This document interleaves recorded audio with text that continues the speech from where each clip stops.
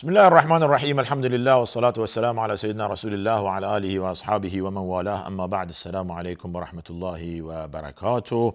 بینندگان محترم، در این ماه مبارک رمضان در خدمت شما هستیم از تلویزیون شارجه، تلویزیون شماره 2 شارجه، و برنامه رمضانی را خدمت شما داریم ارائه میدیم. روحیه رمضان. روح رمضان در چیست؟ در غنیمت شمردن این فرصت ها، این لحظات، این ساعات. همه روزند، همه تلاوت قرآن دارند، همه دعا میکنند خدایا از ما بپذیر، ربنا تقبل من، خدایا از ما بپذیر.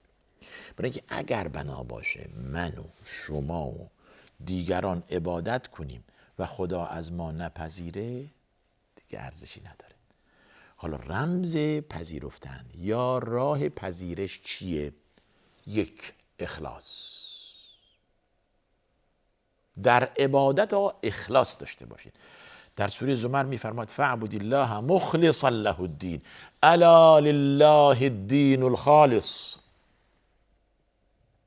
خالصانه برای خدا عبادت کن. دین خالص برای خداست. برای غیر خدا میشه شرک به خدا. شما میخواید برای تظاهر، برای خودنمایی، برای فلان قبر و برای فلان شخص و برای فلان، کل عبادت از بین میره، کل زحمات از بین میره. من عمل عملا اشرک فیه معی غیری ترکته و شرک. کسی که عملی انجام بدهد در اون عبادت، در اون عمل، کسی دیگر، شیئی دیگر با من شریک کند، من خودش و عملش رو رها میکنم. نمیخوام. در آخر سوره کهف چه داریم آقا؟ من کان یرجو لقاء ربه فلیعمل عملا صالحا ولا یشرک بعبادت ربه احدا. کسی که میخواد خدا رو ملاقات کنه، امید به ملاقات الله داره، اعمال صالح انجام بده و شریکی به خدا نیاورد. اینقدر خطرناک است این شرک که کوچکترین درجهش میشه ریا و تظاهر، مانند یک قطره سم است در یک لیوان آب زلال. چه کارش میکنه این قطره سم در یک لیوان آب زلال؟ از بینش میبره دیگه، تمام شد. شما یک قطره سم بریزید در یک لیوان آب زلال، شما رو سمی میکنه و از بین میبره. این گوارایی و این تمیزی و این پاکی این آب را از بین میبره. شرک در عبادت یعنی اینطور. حالا این آبی که آلوده است با یک قطره سم به کسی بدید میخوره؟ هرگز. شما میخواهید عبادتی را به خدا تحویل دهید که آمیخته به شرک است، خداوند نمیپذیرد. پس فاعبد الله مخلصا له الدین، الا لله الدین الخالص والذین اتخذوا من دونه اولیاء.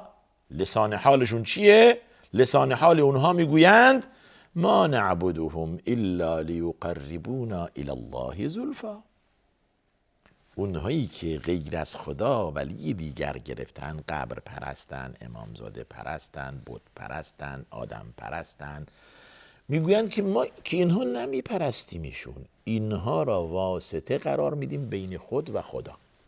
میخوام معنی شرک رو واضح کنم و در این راستا صحبت ما در رابطه با رمضانه، در رابطه با عبادته، در رابطه با اخلاص در عبادته. ما میخواییم که واضح کنیم که آقا عبادتی که برای الله نباشد بی خود است، زحمات برباد میرود.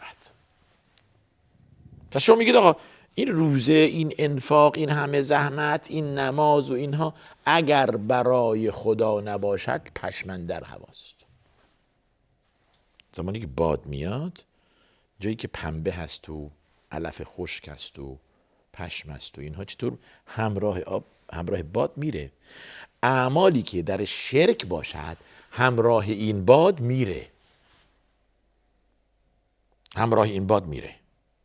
آقا ما شب و روز خدا را پرستیم ولی برای خدا شریک قائل بودید. میگفتید که ما اینها را به عنوان واسطه بین خود و خدا میپرستیم، نه اینکه ما میدانیم خدا هست، ما میدانیم الله هست. خب این که شما نمیخواست بدانید. کفار قریش هم میدونستن، در اون زمان هم میدونستن که خالق زمین و آسمان، خالق طبیعت، کهکشان، باد، باران، زمستان، تابستان، سرما، گرما، درد، دارو، تمام اینها خالقش کیه؟ الله هست سبحانه و تعالی. به دلیل آیه ولئن سألتهم من خلق السماوات والارض لیقولن الله. اگر از اونها پرسیده شود چه کسی این زمین و آسمون و این کهکشان و این همه طبیعت آفریده، دریا، میگویند الله. اینها اقرار داشتند به این که خالق طبیعت الله هست. اشکالشون در توحید عبادت بود. پس بنابراین وظیفه ما این که عبادت را خالصانه برای خدا باشد. همین روزه، همین زحمت اگر برای تظاهر باشد باطل می شود، ولو این که 30 سال 70 سال این عبادت طولانی شود، اگر برای الله نباشد 7 ثانیه ارزش ندارد. این را خوب بدانید. شرط قبول عبادت اخلاص است. تمام عبادت ها. رسالت و پیام پیامبران توحید بود، یکتا پرستی بود.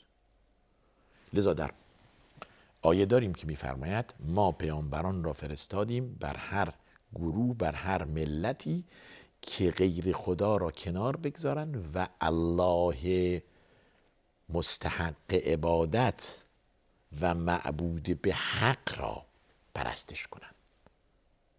ولقد بعثنا فی کل امة رسولا که چیکار کنن؟ این رسول؟ ان اعبدوا الله واجتنبوا الطاغوت. خدا را بپرستند و طاغوت را کنار بگذارن. طاغوت چیه؟ هر معبود باطلی میشه طاغوت. قبر باشه، امامزاده باشه، بت باشه، آدم باشه، زنده باشه، مرده باشه، جماد باشه، مایع باشه. اگر قسمتی از عبادت را برای این معبود باطل قرار بدهید، عبادتتون میشه باطل. عبادت شما بی ارزش است. پس اینجا که میفرماید که شما برای خدا و لعلکم تتقون، در آیه‌ای که قبلا هم خدمت شما توضیح داده شد، برای خدا باشد نه برای غیر خدا. داشتیم تنازلات و کوتاهی که در سبوکی که در عبادت هست برای بندگان کم کم ردیف می‌کردیم که این بار سنگین کتب علیکم الصیام کما کتب علی الذین من قبلکم یک مرتبه بر شما سنگینی نکند. آقا تنازل هست به درجه‌ای که اگر نمیتوانید اشکالی نداره، آقا برو تمام شد. نمیتوانید روزه بگیرید، نمیتوانید، اشکالی نداره. فدیتون طعام مسکین. و کسی که بخواهد واقعا میتونه و این را انجام بده و روزه بگیره. پس در اینجا میفرماید که و ان تصوموا خیر لکم، اگر روزه بگیرید و میتوانید، مع البته که اجازه دارید، حالا در مسافرت و در بیماری و در اینها، و من تطوع خیرا فهو خیر له. کسی که واقعا در اینجا رایگان یک سری چیزا میتونه، اجازه داره، رخصت داره، منتها میخواد که بالاخره اجر بیشتری کسب کند، میگه من روزه میگیرم. هواپیماست تو، بالاخره مسافرت مشقتی نیست، و یک بیماری، یک زکام ما گرفتیم و یک معده ممکنه شکم درد سبکی و این مستلزم این نیست که ما دیگه تحمل میکنیم. بالاخره و ان تصوموا خیر لکم. ببینید چقدر روزه مهمه که آقا روزه بگیرید بهتره برای شما، برای اینکه فرصت تکرار نمیشه. شما روزه‌ای که در رمضان از دست دادید دیگه در شوال و در ذیقعده و در ذی‌حجه و در 11 ماه سال دیگر این ارزش رمضان نداره. اگرچه هم قضا میگیرید ولی ارزش نداره. یعنی ارزش این ماه رو نداره ها، و الا که از شما ساقط میشه. آقا دقیقاً مثل اینه. امروز من نماز صبح نخوندم به عنوان مثال، حالا قضاش ظهر میخوام قضا بخونم، الان میخوام قضا بخونم، ولی ارزش این نداشت که من صبح بخوانم. ارزش صبح خیلی بیشتر بود. ارزش رمضان بیشتر از آن است که ما بعد از رمضان قضای آن بگیریم. بسیار. ما یک سری احکام درباره رمضان الان یاد گرفتیم و یک سری سوال برای ما در اینجا پیش میاد. حالا آیه فرموده کسی که بیماره یا کسی که در سفر هست. کسی که بیمار نیست در سفرم نیست. مثالش زن حامله بیمار نیست، ولی اگر روزه بگیرد هم لطمه به خودش و هم لطمه به جنینش وارد میشه، چه کار کند؟ باز هم خداوند بهش اجازه داده فعدت من ایام اخر. حکم این حکم بیماره. توجه فرمودید؟ و نمیتونه. یا کسی که واقعا مشقت برای روزه گرفتن داره. آقا شما میدونید که در بعضی از کشورهای اسکاندیناوی در اروپا 22 ساعت روزه. آقا ما توی 15 ساعتش موندیم. در تابستان 22 ساعت 23 ساعت روز، 23 ساعت روزه. اگر واقعا مشکله خداوند اجازه داده. پس اینم حکم چی میگیره؟ حکم بیمار میگیره. آقایی که نمیتوانی 22 ساعت روزه باشی، افطار کن بخور، بعد از رمضان زمانی که در اونجا روز 9 ساعته 8 ساعته 10 ساعته قضاش بگیر. بازم تخفیفه. بیمار نیست ولی خب نمیتونه. آخه شما هر کی باشه صحت و سالم هم هستید، خب نمیتونید 23 ساعت 22 ساعت، یعنی در شبانه روز فقط 1 ساعت میتونید بخورید بیاشامید. داشتیم دیگه، در اروپا هست اینطوری، در کشورهای در نروژ و شمال اروپا همچون ساعتی دارند، واقعا مشکل دارند و راهی دیگر نیست. یعنی حکم شرعی اینجا میگیره که اگر نتوانست بخورد، افطار کند، بعد قضاش بگیرد. پس اینجا هم مثل زن حامله و مثل زن شیرده، کسی که ساعات روز را نمیتواند تحمل کند حکم بیمار دارد. حالا بعضن که دارن میگن با قیاس بگیرید بر کشورهای دیگه و نمیدونم حالا 15-16 ساعت روزه بگیرید و بعد افطار. مگر میشه آفتاب هست و من افطار کنم؟ نمیشه که آقا روزه. حالا این روز یا 9 ساعته یا 19 ساعته یا 23 ساعته، بالاخره روزه و نمیشه در روز افطار کرد. در روز با بودن آفتاب، ما آفتاب به طور علنی داریم میبینیم، بعد بینیم بخوریم بیاشیم، بعد میگیم که چون که روز طولانی است اشکال نداره ما قیاس. نه شما روزه رو بخورید، بعد از رمضان قضا بگیرید.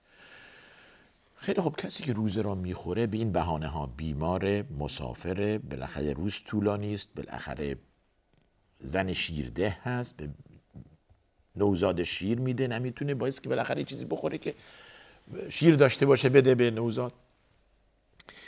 از بقیه عبادت نباید خود را به عقب بندازه.